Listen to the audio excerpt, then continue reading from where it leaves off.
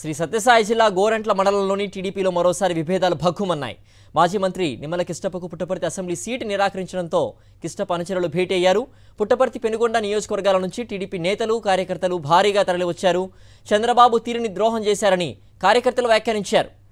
Party కోసం 40 ఏళ్లు కష్టపడిన కిష్టప్పను కాదని సింధూరారెడ్డికి టికెట్ ఎలా ఇస్తారని ప్రశ్నించారు. కిష్టప్ప వెంటనే పార్టీకి రాజీనామా చేసి ఇండిపెండెంట్గా పోటీ చేయాలని సూచించారు. నియోజకవర్గంలో బలంగా ఉన్న చేనేత వర్గాలను బాబు పట్టించుకోలేదని కిష్టప్ప మండిపడ్డారు. చంద్రబాబు స్పందించకపోతే భవిష్యత్ కార్యాచరణ ప్రకటిస్తామన్నారు.